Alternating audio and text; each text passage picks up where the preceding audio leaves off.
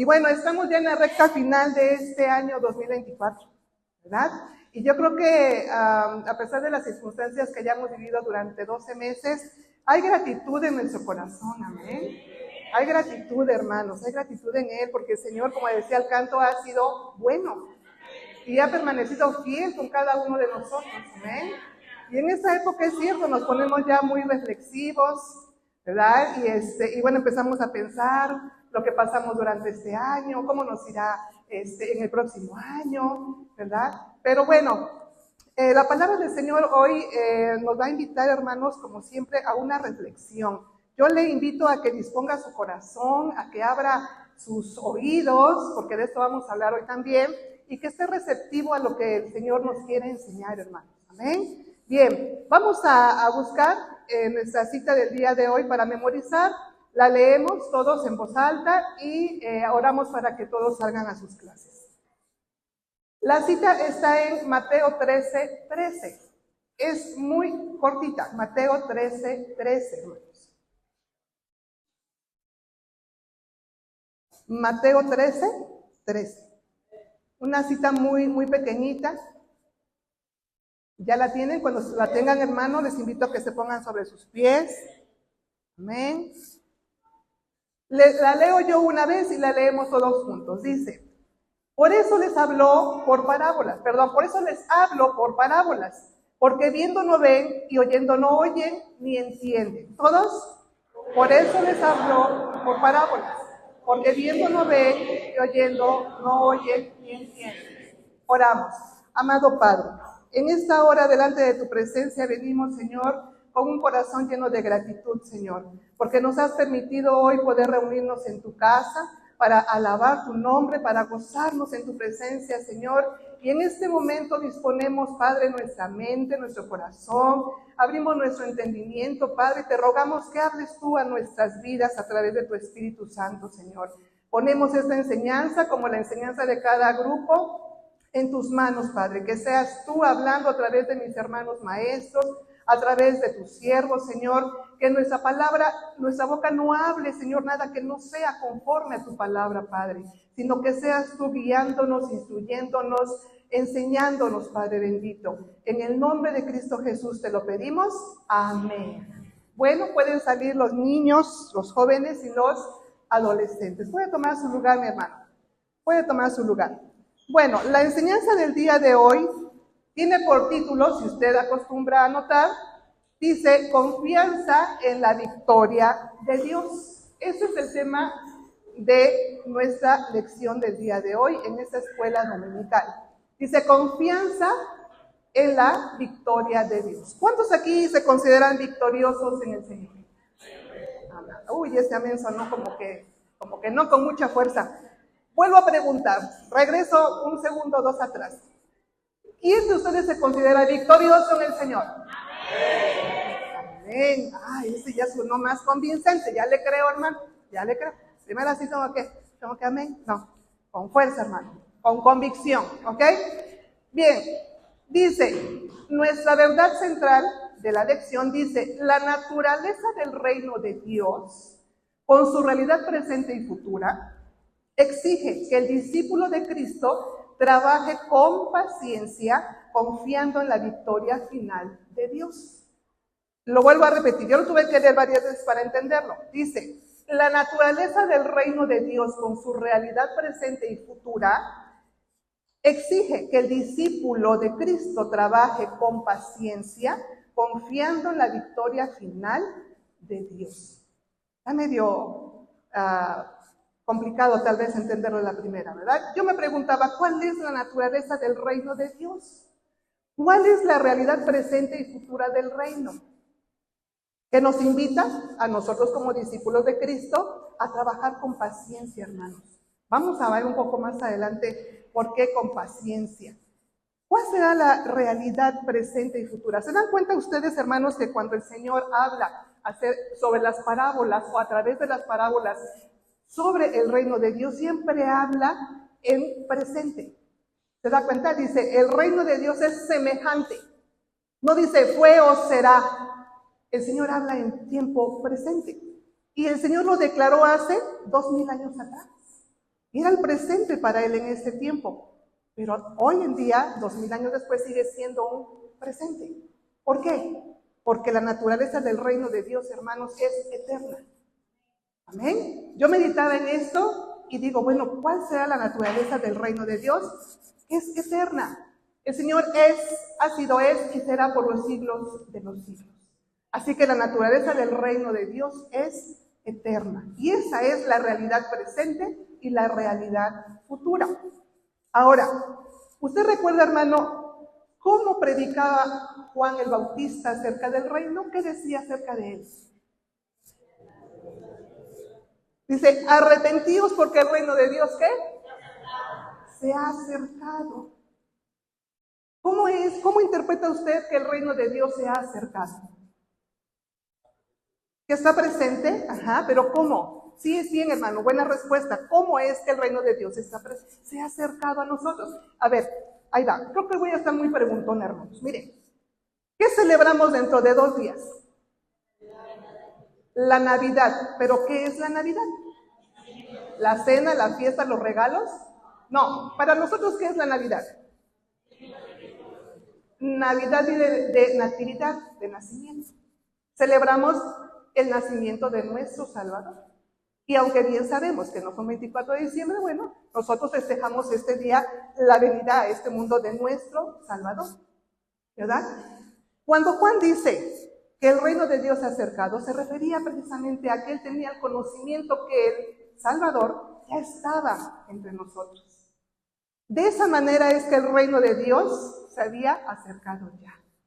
¿Sí? Y el reino de Dios sigue estando presente porque aunque nuestros ojos físicos no puedan ver a nuestro Salvador, el Señor vive en nuestro corazón. Amén. Así que la realidad presente y futura del reino de Dios es eterna y está en nuestro corazón, quienes nos decimos discípulos de Cristo. Amén. Bien, dice acá, eso exige entonces que el discípulo de Cristo trabaje como con, dijimos, ¿alguien lo recuerda? Con paciencia. ¿Cuántos somos desesperados acá? Y digo somos porque yo me cuento entre ellos. ¿Cuántos somos medio desesperados todavía, verdad? Sí, ya vi unas que otras manitas bien sinceras. Gracias, hermanos. Gracias, no me dejen sola. Y bueno, desesperar no nos sirve de nada, hermanos. Tenemos que aprender a ser pacientes. ¿Y sabe qué? Más vale que lo aprendamos a tiempo, o si no, las circunstancias van a estar siempre presentes de la misma manera hasta que nosotros ejercitemos nuestra paciencia. ¿Verdad? Yo antes decía, ay Señor, dame paciencia. Ya después aprendí que no era tan bueno pedirle paciencia porque dice, la prueba de vuestra fe produce ¿qué? Y si le pido paciencia, ¿qué me va a dar? Entonces aprendamos a pedir al Señor. ¿Sí? Aprendamos a pedirle mejor sabiduría. Sabiduría para poder conducirnos a través de las adversidades. Bien, dice, trabajen con paciencia confiando en la victoria final de Dios, hermano. Por muy difícil que podamos transitar durante nuestra carrera en este mundo, ¿estamos nosotros sabedores 100% de que la victoria final está en el Señor? Y que quien está en el Señor tiene la victoria. Porque por eso preguntaba en un principio, ¿cuántos de ustedes se consideran victoriosos en el Señor? Amén. Bien, esa es la verdad central. Yo la quise desmenuzar un poquito para que la pudiéramos entender un poco más, ¿de acuerdo? Se la repito por si usted anota. Dice, la naturaleza del reino de Dios con su realidad presente y futura exige que el discípulo de Cristo trabaje con paciencia, confiando en la victoria final de Cristo. ¿De acuerdo? Bien, el texto para memorizar fue muy corto, está en Mateo 13:13, no pierda su hoja allí porque vamos a meditar en este capítulo. Dice, por eso les hablo por parábolas, porque viendo no ven y oyendo no oyen ni entienden. Vamos a definir qué es una parábola. ¿Alguien quiere compartir la definición de parábola? Yo sé que ustedes saben, hermanos, pero pregunto, compártanos su definición de parábola. ¿Qué entiende por parábola? ¿Qué es? Levante su mano o póngase de pie, hermano, no le dé pena participar, ¿amén? ¿Qué es una parábola? Un ejemplo, bien hermano, buena respuesta. Una parábola es un ejemplo. ¿Qué más puede ser una parábola? ¿Cómo lo definimos?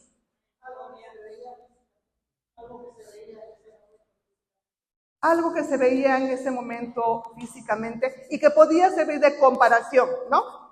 Sí, es bien buena respuesta igual, hermana, pero para completarla, bueno, que nos sirve de comparación. ¿Qué otra respuesta? ¿Qué más entendemos por parábola? Mire, le voy a decir, la palabra parábola viene del griego parábola. Parábola que significa comparación o semejanza. Ajá. Dice, encierra una verdad importante o una enseñanza moral. Es el nombre dado por los griegos a toda ilustración ficticia en la forma de una breve narración, ¿verdad?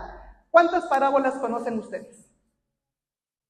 ¿Alguien puede recordar alguna? Sí, no me la cuente, pero dígame, el sembrador, ajá, la oveja perdida, ¿qué otra? El hijo pródigo, ¿perdón? Las 10 vírgenes, y bueno, el trigo y la cizaña, vamos a hablar de eso, bien, hermana. Bueno, todos aquí conocemos más de una parábola bíblica, ¿cierto? Bien, vamos a meditar en algunas de ellas si el tiempo me lo permite. Voy a tratar de ir un poco más rápido. Bien, los sinónimos de parábola son metáfora, alegoría, ejemplo, moraleja o enseñanza. Así son los sinónimos de la palabra parábola. Bien, para interpretar parábolas, hermanos, el expositor nos menciona algunas reglas, son 4. Si usted anota, empiece por la primera que dice, considerar 3 elementos que son constantes en las parábolas bíblicas. Son 4 reglas. La primera de ellas dice que debemos considerar 3 elementos principales que son constantes, no faltan. La primera es la ocasión, es decir, ¿cuándo se dice? ¿Cuándo el Señor Jesucristo las mencionó? ¿En qué ocasión? ¿En qué momento? La segunda es la narración misma de la parábola, ¿de acuerdo? Y la última es la aplicación. Ese es el objetivo de las parábolas, encontrar la verdad central, pero sobre todo la aplicación, ¿de acuerdo? Entonces son 3 importantes aspectos dentro de la primera regla: la ocasión, la narración en sí misma de la parábola y la aplicación, la cual vamos a encontrar generalmente dentro de la misma narrativa de la parábola. La regla número 2 dice, la parábola normalmente enseña una sola verdad central. Una sola, no más. ¿Sí? Las parábolas están hechas para encerrar una verdad única, central, y hay que aprender a entender y a descifrar esta verdad central, hermanos. Bien, la regla número 3 dice, la enseñanza de la parábola debe extraerse precisamente de esta verdad central y no de los elementos que la adornan o la acompañan. Por ejemplo, recuerdo que en alguna ocasión leía yo acerca de la reflexión del buen samaritano. Y entonces la persona que está narrando en el escrito se enfocaba mucho acerca de todos los detalles, de la parábola, ¿sí? Pero al final perdía el foco, el centro. ¿Cuál es el centro o la verdad central de esa parábola? ¿Alguien la quiere compartir? La del buen samaritano.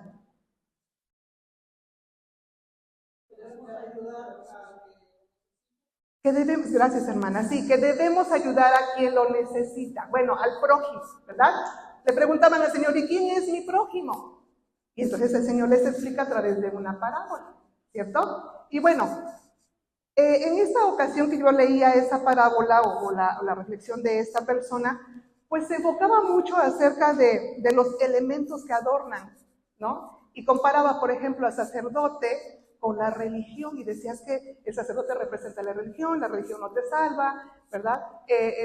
La persona que estaba ahí herida, pues se refiere a todo pecador. Bueno, era un análisis completamente minucioso y al final perdía ese objetivo principal de encontrar la enseñanza, nada más, ¿de acuerdo? Bueno, la regla número 4, hermanos, si usted está notando, dice, la parábola debe servir como apoyo para la enseñanza de instrucciones bien definidas en otras partes de las Escrituras.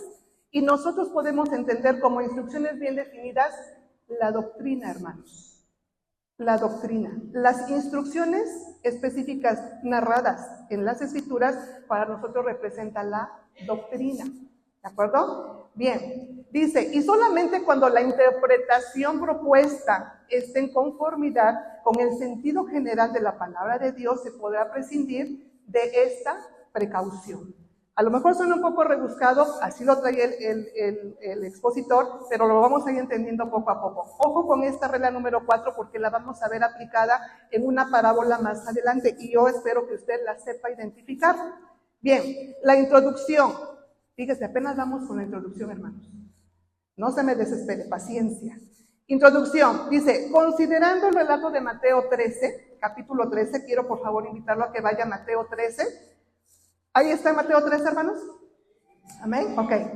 Vamos al capítulo 24 al 35. Ahí vamos a centrar nuestro estudio en esta ocasión brevemente porque vamos a ir avanzando. Dice, considerando el relato de Mateo 13, 24, 35, veremos los elementos que integran una preparación adecuada para el discipulado cristiano en nuestros tiempos. Usted conoce que aquí en la congregación tenemos una maestra de discipulado, ¿verdad? Nuestra hermana Adrianita es quien ha apoyado durante mucho tiempo en la impartición del discipulado, ¿cierto? No sé cuántos de ustedes han tenido la oportunidad de tomar ya ese discipulado con la hermana, o tal vez antes de ella, algunos tuvimos la oportunidad de tomarlo. En mi caso, por ejemplo, me tocó con mi hermana Saraí. Ella fue mi maestra de discipulado durante un buen largo tiempo, ¿verdad? Y quienes han tomado este discipulado, sea como un maestro u otro, nos pudieran contar muchas cosas acerca de cómo ha sido ese camino de discípulo. ¿Ha sido fácil, hermanos?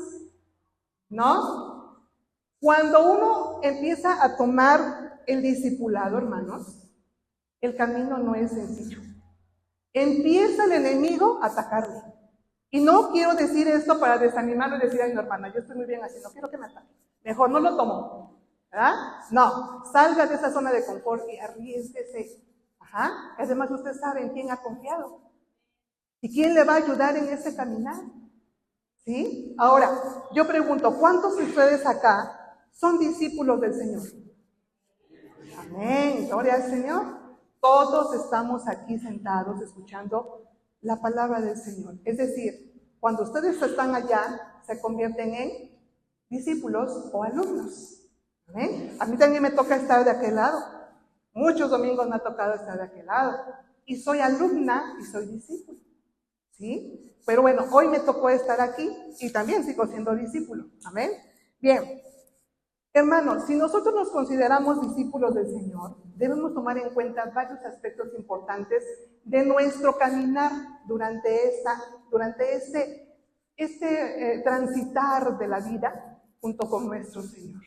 Aunque usted, porque me vaya a decir, no, hermana, es que yo sí vengo a la iglesia, pero yo no estoy en ningún discipulado. Hermano, mientras usted esté aprendiendo de la palabra del Señor, usted es discípulo del Señor. ¿Sí? Mientras usted está en este caminar, usted es discípulo. Así que esta clase es para todos nosotros. Bien, ¿cuáles son los 5 conceptos importantes que debemos destacar o tomar en cuenta para que un discipulado sea fructífero? ¿Cuáles creen ustedes que sean? Hay 5, el expositor nos menciona 5. Si quiere anotar, la primera es confianza, hermanos. Confianza. ¿En quién ha confiado usted? En Cristo primeramente. Porque podemos confiar en nuestros padres, podemos confiar en un médico, podemos confiar en el abogado que lleva un caso, qué sé yo. Pero nuestra confianza, antes que todo, debe estar fundada en el Señor. Amén. Dice, el número 1 es confianza, hermanos. La confianza es tener esperanza firme en algo o en alguien. Esa es la confianza. Número 2, compasión. ¿Qué entendemos por compasión? ¿Qué entendemos por compasión? ¿Qué será ser compasivo? Compasión. Fíjate cómo está compuesta la palabra. Compasión. Cuando hacemos algo apasionadamente, ¿cómo lo hacemos? Con amor, con esmero. Exacto, hermana, con ganas, ¿verdad? Entonces, la compasión es tener ternura, expresar ternura por alguien más. ¿De acuerdo? Abnegación es el punto número 3. Abnegación. ¿Qué será la abnegación, mis hermanos? Entrega, sacrificio, hermanos. Sacrificio. Cuando usted vino a las plantas del Señor, hermanos, y decidió seguirle, quiero que mediten esto. ¿Hubo algunos sacrificios? ¿Sacrificó algo en su vida? ¿Sí? Muchos sacrificamos, ¿saben qué? A veces a la familia. Porque cuando nosotros aceptamos al Señor y nos convertimos a Él y nos empezamos a reunir, la familia nos ve raro. Pero preferimos el caminar con Cristo antes que todo, ¿cierto? Y sacrificamos muchas veces eso, la relación familiar. Porque preferimos nuestra relación con Cristo. El sacrificio, hermanos, en el trabajo, por ejemplo, a muchos nos ven feos, nos ven con carita de fuchi, ¿no? Y a este no lo invites y se burlan de nosotros, porque saben que somos distintos. Estamos sacrificando muchas cosas que no valen tampoco la pena. Lo que sí vale la pena es seguir al Señor. Amén. Bien. Cariño fraternal, hermanos. No necesito explicar nada acerca de eso. Cariño fraternal, el cariño entre nosotros. Acuérdense que estamos hablando de 5 elementos fundamentales entre nosotros como discípulos, hermanos. Esto es lo que el expositor nos menciona que debe haber dentro de todo un grupo de cristianos que nos consideramos discípulos del Maestro. El número 5 es la visión. ¿Qué entendemos por visión, hermanos? Si estamos nosotros aquí reunidos aprendiendo la palabra del Señor, ¿cuál es su visión? La visión es el objetivo.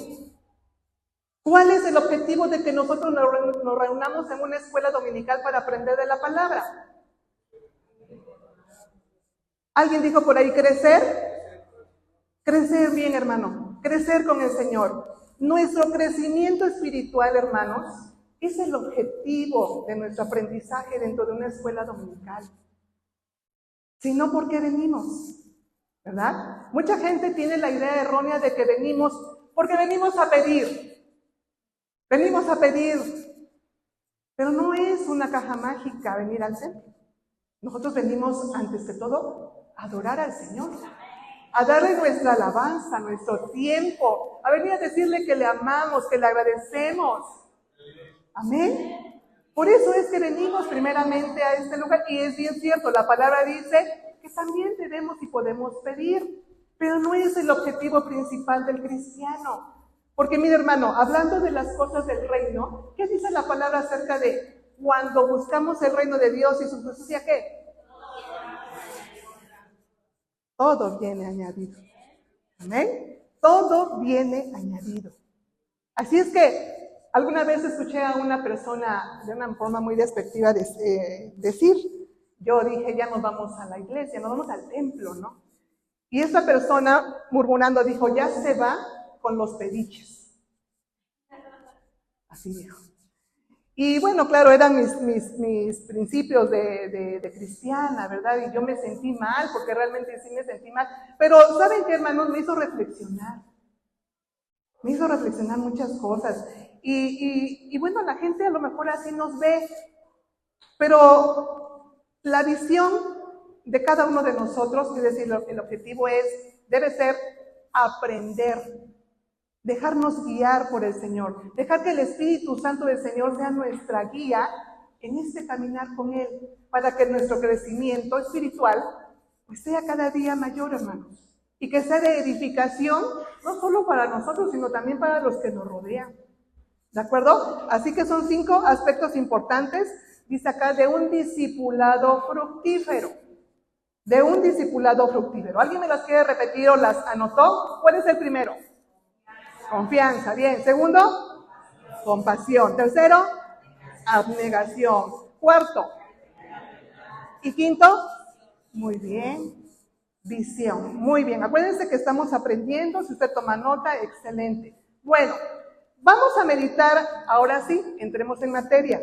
En la primera parte, son 4. La primera dice, confianza en la superación de los conflictos. Confianza en la superación de los conflictos. Vamos por favor todos allí en Mateo 13, capítulo 24 al 30. Si alguien nos quiere ayudar a leer para que no los aburra yo con mi voz. Así la palabra del Señor. Le refirió otra parábola diciendo: el reino de los cielos es semejante a un hombre que sembró buena semilla en su campo, pero mientras dormía, los hombres vino un enemigo y sembró cizaña entre el trigo y se fue. Y cuando salió la hierba y se tendió su fruto, entonces apareció también la cizaña. Vinieron entonces los siervos del padre de familia y le dijeron: Señor, ¿no sembraste buena semilla en tu campo? ¿De dónde pues tienes cizaña? Él les dijo: un enemigo ha hecho esto. Y los siervos le dijeron: ¿quieres pues que vayamos y la arranquemos? Y él les dijo: no sea que arrancar la cizaña, arranquéis también con ella el trigo. Dejad crecer juntamente lo uno y lo otro hasta la siega. Y al tiempo de la siega, yo diré a los siervos: recoged primero la cizaña, echadla en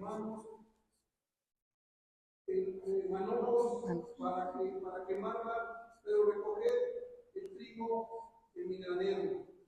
Gracias, hermano Arturo. Gracias. Bien, vamos a aplicar, hermanos, entonces nuestros principios para la interpretación de esta parábola. ¿Les parece? Vamos al verso 24. Dice: el reino de los cielos es semejante a un hombre que sembró buena semilla en su campo. Fíjense que la interpretación de esta parábola el Señor la da capítulos más adelante. Vaya al verso número 37 de Mateo 13, hermanos. Vea lo que dice allí. ¿Alguien lo quiere leer? El que siembra la buena semilla es el hombre. Así es, sí, hermano. El campo es el mundo. La buena semilla son los hijos del reino, y las cizañas son los hijos del malo. El enemigo que la sembró es el diablo. La siega es el fin del siglo, y los segadores son los ángeles. Hasta ahí, hermano. Perdón, gracias. Así es, dice: el reino de los cielos es semejante. Cheque usted lo que le decía en un principio. El Señor habla en tiempo presente. El reino de Dios es presente. Esa es su naturaleza, recuérdelo usted. Bien, dice: el reino de los cielos es semejante a un hombre que sembró buena semilla en su campo. Y una de las reglas es que el Señor nos explica, ¿verdad? Más adelante en esos capítulos, ¿a qué se refiere con estas palabras? Ahora, los discípulos le preguntaban: ¿por qué les hablas en parábolas?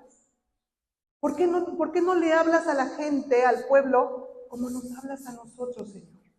¿Por qué creen que el Señor no les hablaba como le hablaba a los discípulos? Y tenía que explicar estas cosas haciendo comparaciones con cosas naturales o cotidianas para todas las personas. No entendían. Acuérdate lo que dice el verso de memoria. Oyendo, ¿qué dice? Y viendo, y no entiende. ¿Cierto? Hermanos, siéntase, y más adelante lo vamos a ver, bienaventurado, porque usted y yo podemos entender la palabra del Señor. Pero, ¿por qué la podemos entender, hermano? La palabra del Señor se entiende a través del Espíritu. Es quien nos guía.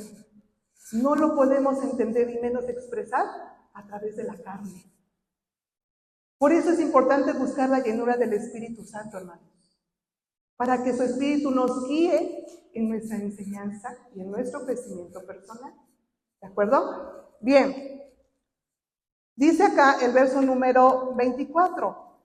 El 13:37 dice: el que siembra la buena semilla es el Hijo del Hombre. Y la semilla, la buena semilla, son los hijos del reino. Y el campo es el mundo.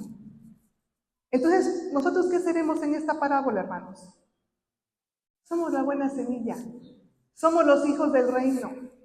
¿De acuerdo? Si usted de pronto, hermano, donde se encuentra, no sé, en su colonia, en su familia, en el trabajo, qué sé yo, se siente como que no encaja y se pregunta: ¿por qué el Señor me trajo acá? Hermano, el Señor lo puso allí. El Señor lo puso allí Porque tiene un propósito. ¿De acuerdo? Tiene un propósito. Usted, hermano, tiene que recordar que es sal y es luz del mundo. Y que el Señor lo va a llevar a usted siempre a lugares donde haya necesidad de escuchar la palabra. ¿Sí? Así que usted no piense, el Señor se equivocó, ¿por qué me puso acá? El Señor sabe por qué.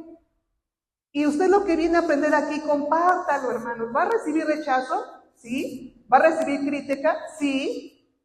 ¿Va a recibir malas palabras? Sí. ¿A cuánto nos ha pasado? ¿Cierto? Pero usted no desista, hermano.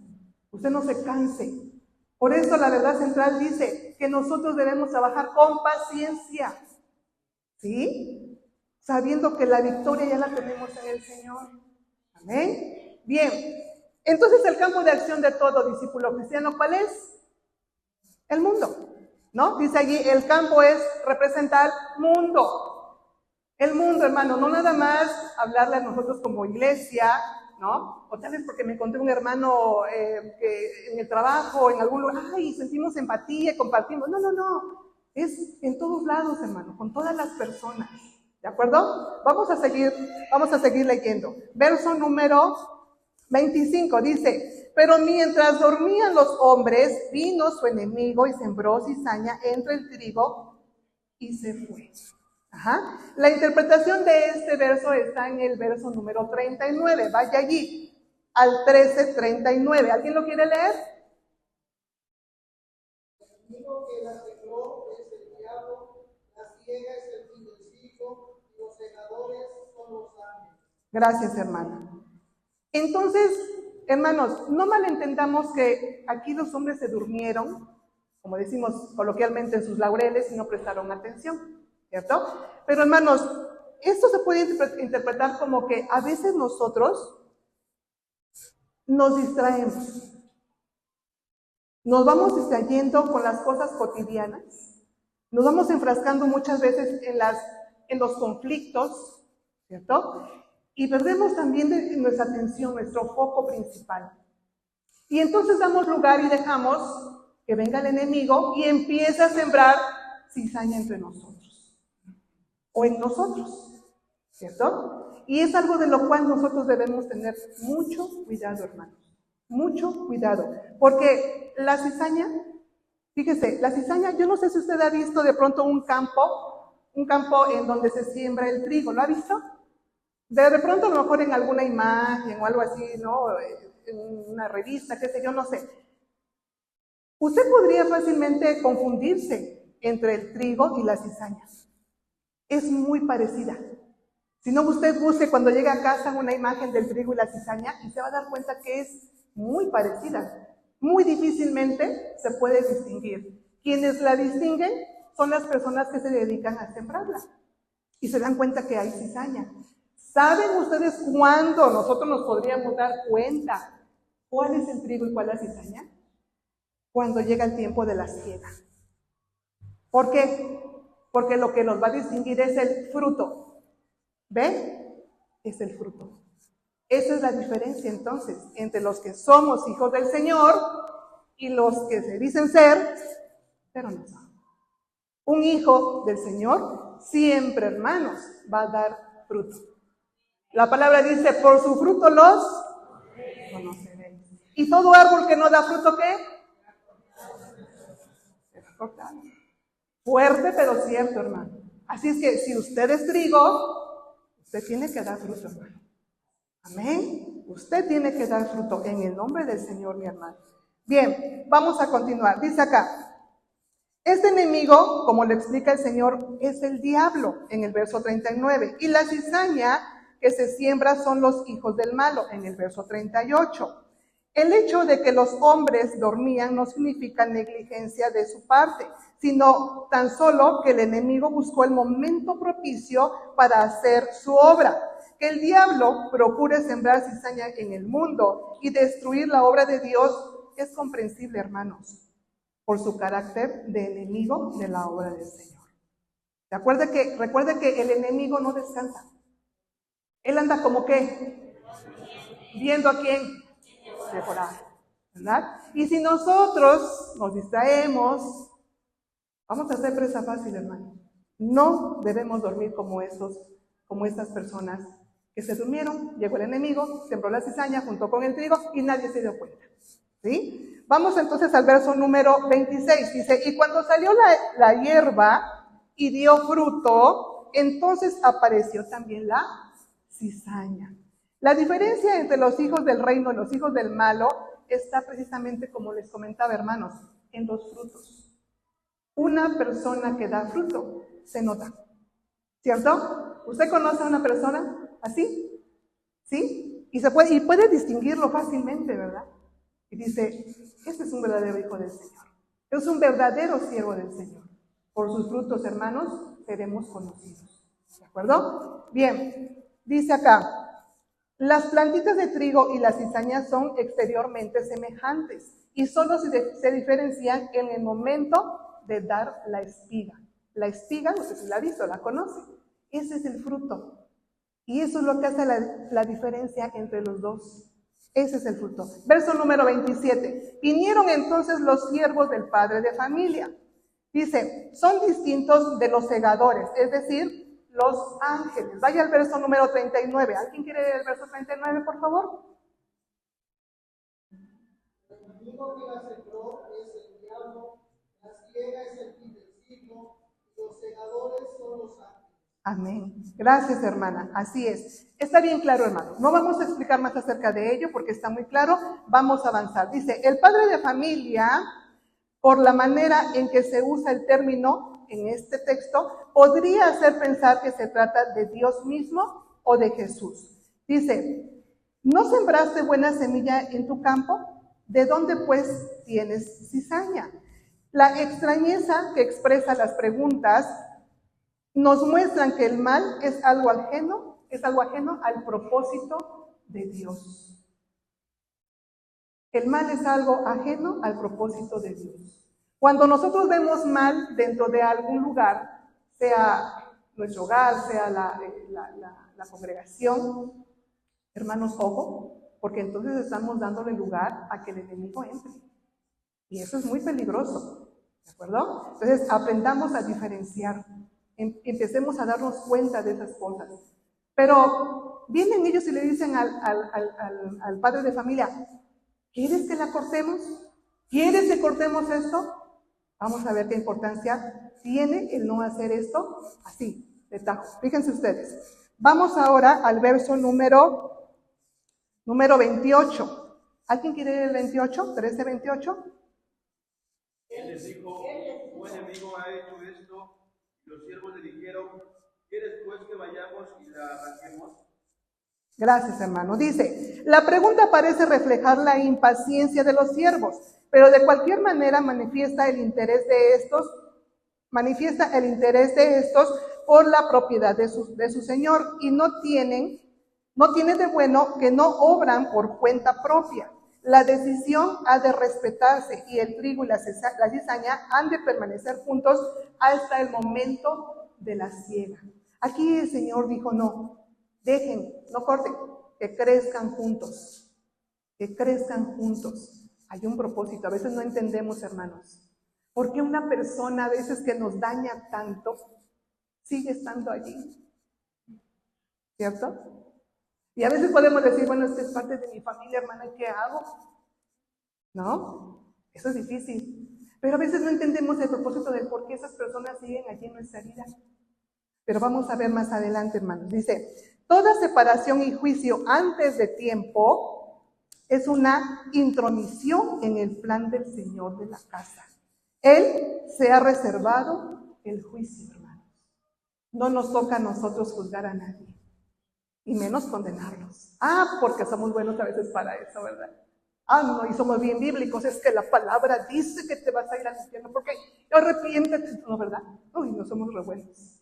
Pero no, hermanos, eso se lo debemos dejar a ¿quién? Al Señor. Mía es la venganza, dice el Señor, yo pagaré. ¿Es cierto? Dice el número 29, no sea que al ser arrancada la cizaña, arranquéis también, ¿qué? El trigo. A veces con el afán de querer ayudar a Dios, metemos las manos, hermanos, donde no debemos. ¿No? No, porque es que el Señor me dio revelación y entonces me dijo, hermanos, hay que ser muy cuidadosos en nuestro actuar. Muy cuidadosos, porque en ese camino de querer ayudar al Señor a limpiar el campo, podemos hacer que nuestros hermanos bien se alejen. Entonces debemos tener mucho cuidado con eso. A veces la gente, y lo digo por experiencia propia, las personas, hermanos, se decepcionan tristemente del Evangelio. Y se van. Y se van. Entonces, hermanos, tengamos mucho cuidado en la manera en la que actuamos y las cosas que decimos. Mucho cuidado. El Señor no necesita ayuda de nosotros para eso, hermano. El Señor sabe por qué hace crecer junto al trigo y a la cizaña. ¿De acuerdo? Dice acá, por amor al trigo es temporalmente perdonada la cizaña. Por amor al trigo, por amor a nosotros, hermanos. El Señor está dando oportunidad a estas personas de aceptarlo, de acercarse, de conocerle, de ser salvos también. ¿Por qué alejarlos? Porque escuchaba yo hace tiempo a un pastor decir que en su congregación cuando él era joven, oye, él es pastor, pero cuando él era joven, dice que él era diácono. Y entonces le habían anunciado, oye hermano, va a venir una mujer, alguien nueva, invitada a la congregación. Bueno, la vas a diferenciar, bueno, pues la pasas, la recibes, ¿verdad? Como acostumbramos nosotros. Y en el momento en que este varón estaba en la entrada, dice, yo veo llegar a un auto y se baja una mujer. Una mujer, dice, pero muy guapa, joven, y dice con el pantalón muy ajustado, un gran escote, muy producida, dijeran otros chicos, ¿verdad? Muy producida, ¿no? Inmediatamente dice, yo la recibo, ¿no? Pues adelante, pase, bienvenida. Pero no faltó el diácono que la vea. No, momento, usted no puede entrar así. Usted no puede entrar así a la casa del Señor. No, usted no puede entrar así. La mujer se fue. Se dio la vuelta, se subió a su auto y se fue. ¿Saben cuándo regresó? Nunca. Nunca, hermanos. Yo siempre digo que no hay que cambiar para venir a Cristo. Tenemos que venir a Cristo para cambiar. Amén. Así es que no somos nadie para rechazar a nadie. A veces mal vemos a las personas porque vienen tatuados, porque tienen el pelo parado, pintado de 1000 colores, ¿no? Los pantalones rotos. Hermanos, el Señor no ve lo que hay fuera. El Señor ve nuestro interior. El Señor ve lo que hay dentro. Amén. Así es que, hermanos, si usted ve un día que entra alguien así, recíbalo con gozo, con alegría, con gusto. Y dígale, el Señor te estaba esperando. Bienvenido. Usted no sabe si esa persona puede ser un pastor en potencia, un evangelista en potencia. No lo sabemos. El Señor tiene sus planes, hermanos. Amén. No juzguemos ni prejuzguemos por lo que ven nuestros ojos. El Señor no es así con nosotros. ¿Cierto? Hay quienes usamos las faldas muy largas, ¿verdad? Pero solo el Señor sabe cómo somos. ¿También? ¿Sí? La vestimenta no es tampoco sinónimo de santidad. ¿Cierto? La santidad se refleja por nuestro caminar con Cristo y por cómo nos conducimos a través de la vida con Él. ¿Sí? Así que bueno, hermanos, no me quiero desviar, pero fíjese, vamos a avanzar y le voy a encargar que si usted lee en casa, anote Génesis 18, 23, 32. Por falta de tiempo no lo vamos a leer, hermanos, pero medite en ese pasaje usted ahí en casa. Llegando allí, usted se pone a reflexionar antes de que se enfríe, ¿verdad? Y tome su Biblia y analice, porque hay una reflexión importante en Génesis 18, 23, 32. Vaya rápidamente ahí nada más y lea el encabezado, para que sepa y recuerde más bien, porque yo sé que usted lo conoce, de qué se trata. ¿Sí? ¿Qué dice? ¿Qué dice? Habla de Sodoma y de Gomorra. Ajá. Cuando le dice al Señor, este varón le dice, y si hubiera solo 50 puso, Señor, por amor a los 50 no de esos, ¿no? Y le va bajando la cuota. Bueno, Señor, y pues, si faltan 5, pues por esos 40, vale. Yo voy a tener amor por ellos y por ellos no. Y le va bajando, ¿verdad? El amor de Dios, hermanos, es para todos. El Señor no hace distinción de personas. ¿Sí? No lo hagamos nosotros. ¿De acuerdo? Así es que no queramos ayudar al Señor arrancando cizaña cuando le toca a Él hacer lo suyo. Nosotros caminemos con el Señor en santidad, teniendo buenas obras y dando frutos. ¿Amén? Bien, usted lo lee en casa, hermanos, y medite en ello. Vamos a la parte número 2. Vamos a avanzar a la parte número 2. Dice, confianza en el crecimiento exterior del reino. Confianza en el crecimiento exterior del reino. Y ahí vamos a analizar el verso número 30, hermanos. ¿Alguien quiere leer el verso 30?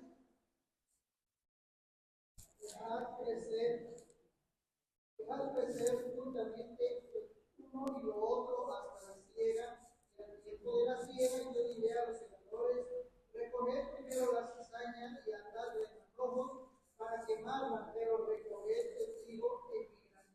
Amén. Gracias, hermana. Dice, pregunta, ¿qué es la siega en la misma interpretación del Señor?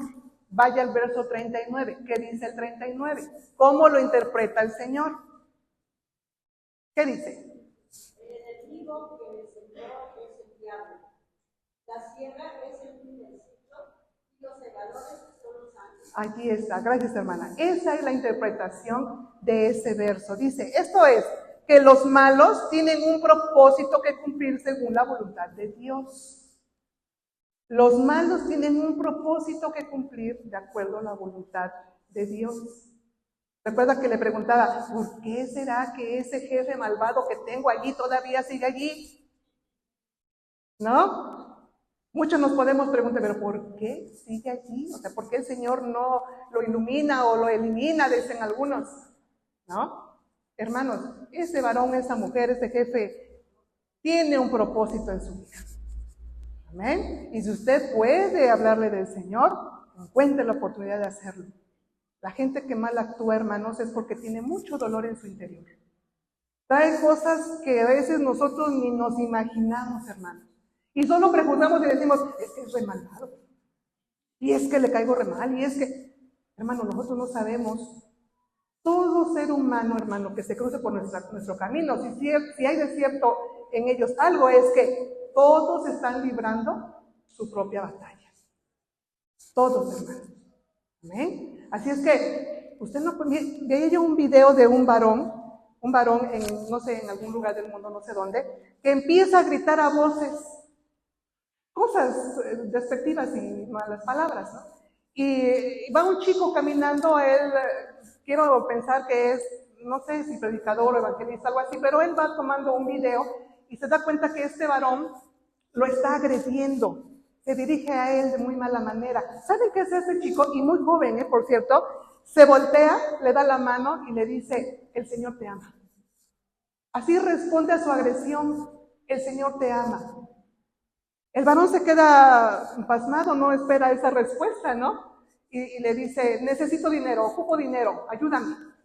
Y ese chico le dice, sí, te puedo ayudar, pero conozco a alguien que te puede ayudar mucho más de lo que yo pueda hacer. ¿Me dejas presentártelo? El Señor te ama. ¿Cuándo fue la última vez que te dijeron que te amaban? Me pregunta. Este hombre se suelta a llorar. Se suelta a llorar como un niño. Y le dice, ¿te puedo abrazar? Y le dice, sí, por favor. Lo abraza. ¿Saben qué necesitaba ese hombre? Amor. Comprensión. ¿Cuánta gente hay allá afuera, hermanos, que lo necesita? No tanto de parte nuestra, sino del Señor. Pero nosotros somos el medio. Amén. Nosotros somos ese medio, hermanos. Es bonito y es lindo ver que entre nosotros nos abrazamos. Y hey, hermano, ¿cómo estás? Y nos damos cariño. Pues habla de eso también nuestra introducción. Pero hermanos, allá afuera hay gente que necesita mucho saber que el Señor le ama. ¿Cierto? Así es que es tarea nuestra. Nosotros somos la semilla que estamos siendo plantados en ese campo por el Señor. ¿Sí estamos entendiendo entonces la finalidad de esta parábola? ¿Cierto? Bien, hagamos nuestro trabajo entonces, seamos buenos obreros. Dice, recoged primero la cizaña y atadla en manojos. ¿Para qué? Para quemarla. Para quemarla. Pero recoger el trigo y ponerla ¿dónde? En el granero. Nosotros somos trigo, hermanos. Dice, vamos a Romanos 12, 19, hermanos. Vamos a ver qué dice ahí. Vamos a ver qué dice Romanos 12, 19.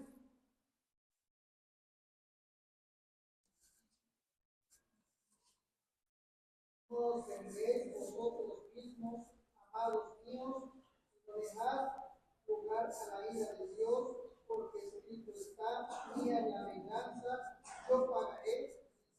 Amén. Gracias, hermana. Ahí está. Así es que usted no se ocupe de esas personas. ¿De acuerdo? Deje las cosas en manos del Señor. Allí está. Dice, la parábola que sigue es la semilla de mostaza. Cheque ahí en su Biblia, en el capítulo 13, nos quedamos en el verso 30. Dice, la parábola que sigue es la semilla de mostaza. ¿Cómo dice la palabra que es la semilla? La de mostaza. Grande, pequeña. Usted la conoce, hermano, ¿sí? Muy chiquitita, ¿verdad? Es más, acá hay una, mire, si no la conoce, se la presento, acá está, ¿no? Ve usted el tamaño, cómo la sostienen esos de muy pequeña, diminuta, ¿cierto? Pero hermanos, cuando esa semilla es sembrada y empieza a crecer, usted, no traigo una imagen, pero es un árbol enorme, crece hasta más de 4 metros y da una sombra espectacular, se extiende. Tiene un follaje impresionante. Busque usted una imagen después y va a ver cómo es el árbol que da esta semilla tan pequeñita, tan chiquitita, ¿sí? Dice, la más pequeña de todas las semillas es la mostaza, dice la palabra. Como pequeño pareciera en los comienzos el reino, pero finalmente la mayor de las hortalizas, como será finalmente el reino de Dios en su pleno desarrollo. Usted se da cuenta, hermano, que cuando el reino de Dios se acercó, y ya hablábamos acerca de eso, cuando el Señor Jesucristo vino a este mundo, los principios del reino parecían pequeños, como el grano de mostaza. Pero han pasado 2000 años y el reino se ha extendido. El conocimiento de la palabra a través de la historia de la humanidad alrededor del mundo se ha extendido. Hoy, bendito el Padre, hay muchas más personas que conocen la palabra del Señor, ¿verdad? ¿Es cierto? Eso quiere decir que el reino del Señor se ha ido extendiendo, ha ido creciendo, ¿verdad? ¿Cómo qué? Como crece el árbol de la semilla de la mostaza, ¿de acuerdo? Creo que me voy un poco más rápido por el tiempo. Dice, el reino de los cielos es semejante al grano de mostaza, que un hombre tomó y sembró en un campo. En este caso no tenemos una interpretación detallada. ¿Se da cuenta? La parábola solo ocupa 2 versículos, ¿cierto? Chéquele ahí, hermano, y va a ver que solo son dos versículos. Dice, en este caso no tenemos una interpretación muy detallada de la parábola como en el caso anterior, por lo que mencionamos el sentido general de la misma. Aquí está la regla número 4. El sentido general de la misma. No hay mucho detalle, pero la podemos entender, porque la podemos entender de acuerdo a la palabra del Señor, ¿cierto? No necesitamos mucha explicación sobre ella. Dice, la figura del grano de mostaza se usa en la Biblia para representar cualquier cosa muy pequeña. Por ejemplo, en Mateo 17:20 y en Marcos 17, donde se nos dice que el grano de mostaza es muy semejante, dice, a la fe, o lo compara con la fe. Dice, si la fe fuera como un grano de mostaza, ¿verdad? Así de chiquita. Si nuestra fe tan solo fuera así, tan pequeñita, le diríamos a un monte que, ¿y ahí se va a quedar? Él se moverá, ¿cierto? Él se moverá.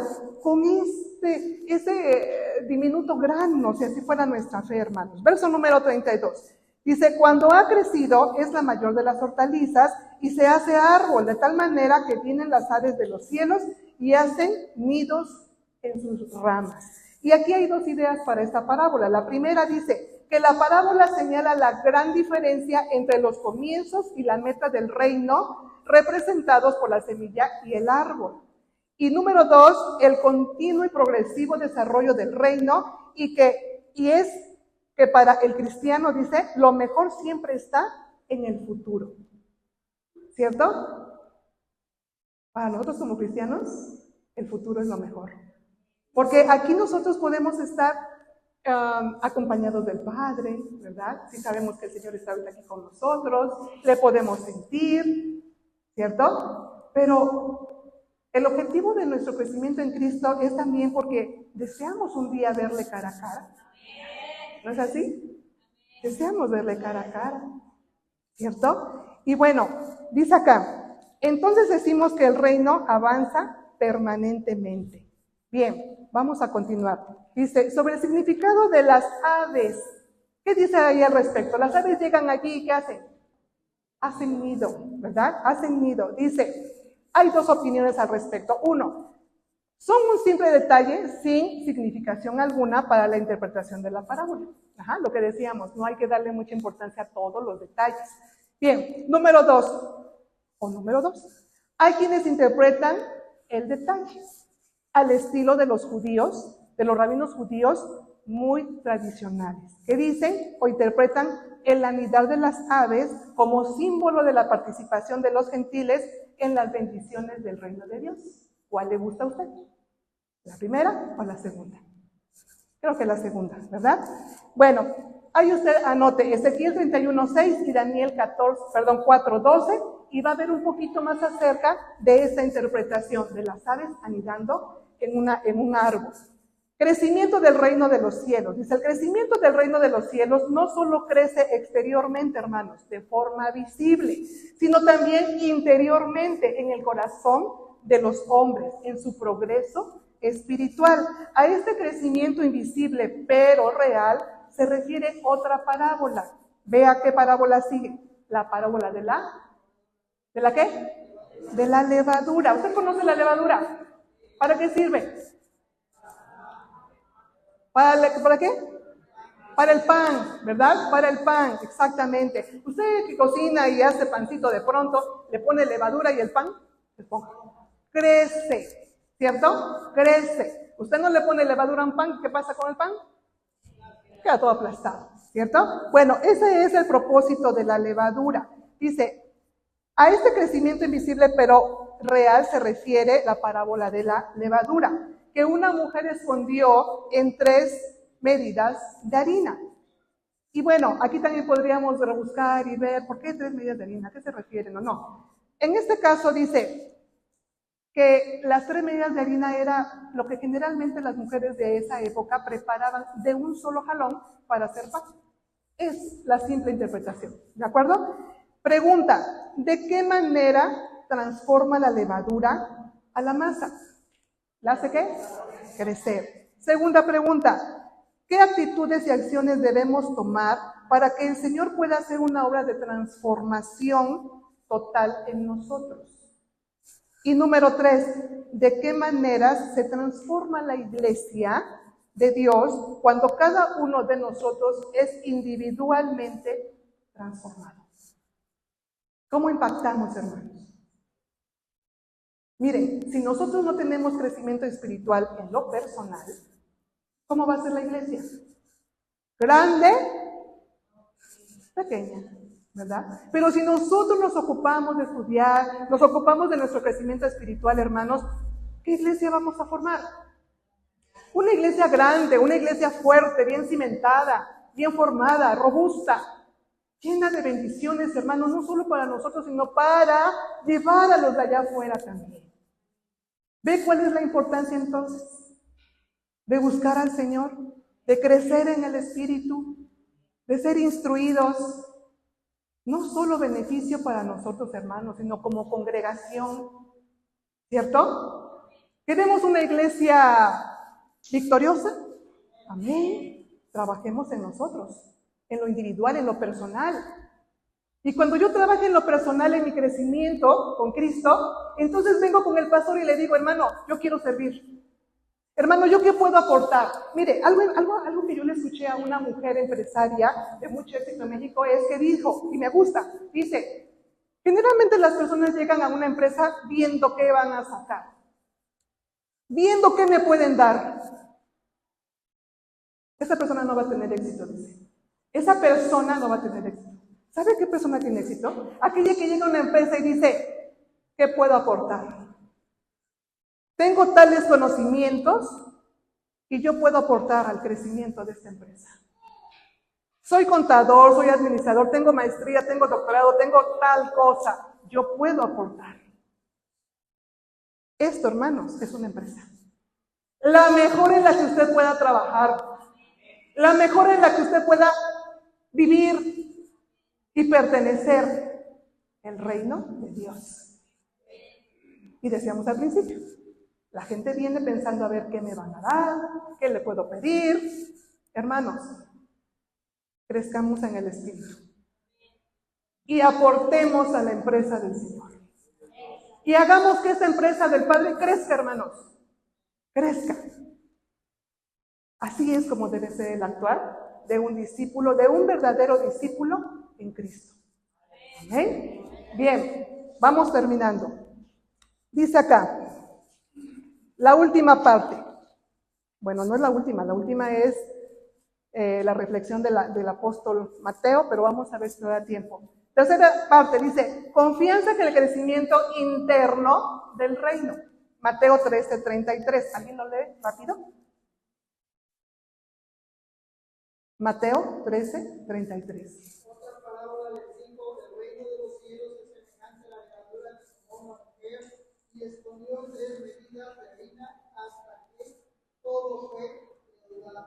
Gracias, hermana. Fíjese, en algunos pasajes bíblicos la levadura tiene un sentido negativo o malo y es símbolo de pecado. Si usted anota, escriba Éxodo 34:25, Levítico 2:11, Lucas 12:1, Primera de Corintios 5:6-8 y Gálatas 5:9. Aquí usted medita en casa, hermano, lleva tarea, acuérdese que estamos en escuela dominical, lea esos pasajes y ahí usted se va a dar cuenta cómo la levadura simboliza pecado. Dice, no es así en esta parábola, donde lo que se expresa con ella es el crecimiento por la acción interna de la levadura. Dice aquí, las 3 medidas de harina era algo, como les mencionaba, que preparaba una mujer comúnmente en aquella época para hacer pan para toda la familia. Ahí usted puede leer Génesis 18:6, Jueces 6:19 o 1 de Samuel 1:24. Brevemente para que usted cheque que realmente así es. Dice, hasta que todo fue leudado, dice la parábola, hasta que todo fue leudado. Es decir, hasta que toda vida del individuo quede penetrada por el poder de los principios del reino. Esa es la levadura en esta parábola. Los principios del reino. Que quedemos impregnados, hermanos. Que esos principios de la palabra nos hagan crecer. Porque al crecer, hermanos, ¿qué vamos a dar? Fruto. Todo árbol que crece y da buen fruto es bendición. ¿Usted tiene árboles en su casa?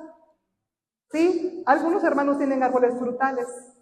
Qué gusto le da ver cuando ya su manzana dio fruto o su limón, por ejemplo, ¿no? Y dices, wow, y qué lindo.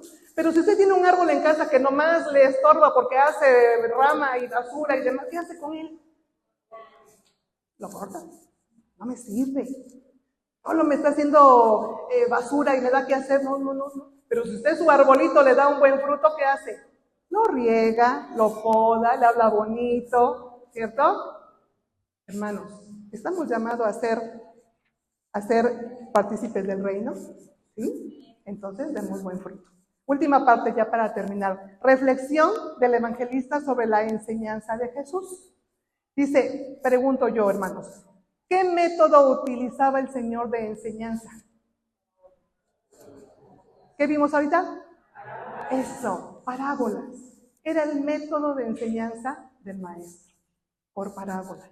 Y yo escuchaba a un predicador decir, ¿por qué puede sonar contradictorio el decir que a uno les hablaba en parábolas porque no oían, porque no entendían, porque viendo no ven, ¿verdad? ¿Por qué el Señor no le revelaba la misma palabra a todos? ¿Será que acaso el Señor hace excepción de personas? No. Pero mire, hermano, nosotros somos muy bendecidos porque podemos entender la palabra del Señor con facilidad. Porque usted tiene el Espíritu del Señor en usted. Porque Cristo vive en usted, hermano. Y es quien nos da el entendimiento para comprender su palabra. ¿Saben quiénes no pueden? Quienes no han venido a los pies del Señor. quienes aún siguen viviendo en la carne.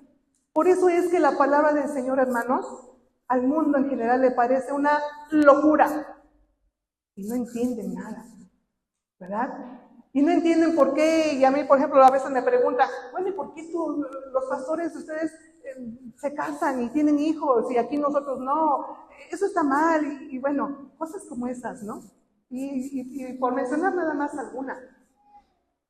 Y a veces uno les explica, y a veces con la palabra, ¿no? Yo suelo llevar al trabajo mi Biblia, y en algún ratillo libre que por ahí de pronto tengo, bueno, pues me ocupo de leerla, y pues la gente se da cuenta, hermanos. Y les comparto, trato de compartirles un poquito, pero a ellos les parece una locura. Una locura que nos privemos de cosas como no sé, zapatear, bailar, tomar, ¿no? No sé, cosas como, ¿por qué? Dicen, ¿por qué no? ¿Dónde dice que no? Ahí va uno a la escritura, porque aquí dice la palabra, ¿verdad? Y no le entienden. ¿Por qué? Porque sus ojos están cegados. Porque sus oídos están cerrados. ¿Por qué? Porque no le han dado la oportunidad al Señor de vivir en su corazón y de hacerles libres, hermanos. Usted siéntese bendecido, bienaventurado, porque el Señor le ha dado esa oportunidad.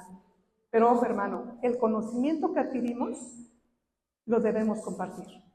No sirve de nada que nosotros aprendamos algo y nos lo guardemos para nosotros. No sirve de nada, hermanos. Lo tenemos que compartir, ¿de acuerdo? Y tenemos que aprender a dar buen fruto. Vamos a dar un repaso nada más ya para terminar, ya es la 1 de la tarde. Vamos a ver, dice acá, en la introducción mencionamos 5 elementos, hermanos, o conceptos fundamentales para un discipulado fructífero. Porque si venimos a aprender, tenemos que poner en práctica lo que aprendemos.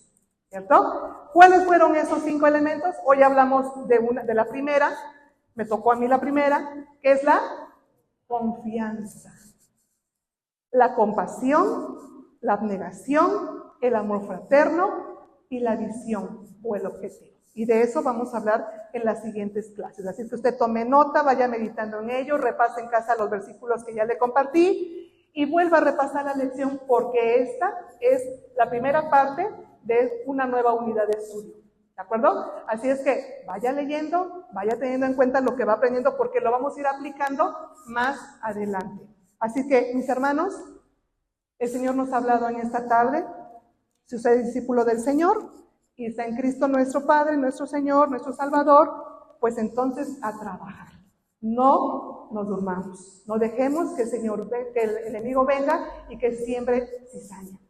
¿De acuerdo? Que estemos siempre atentos y alertas a lo que pasa a nuestro alrededor, más hoy en día, hermanos, que el enemigo anda tremendo, ¿de acuerdo? Y bueno, ya por último, hermanos, quiero agradecerles a todos ustedes porque pues este año el Señor me dio pues la oportunidad y la bendición de poder compartir con ustedes la palabra, algo que jamás en mi vida había hecho. Y agradezco primeramente al Padre porque pues siempre nos da la dirección, siempre nos da el respaldo.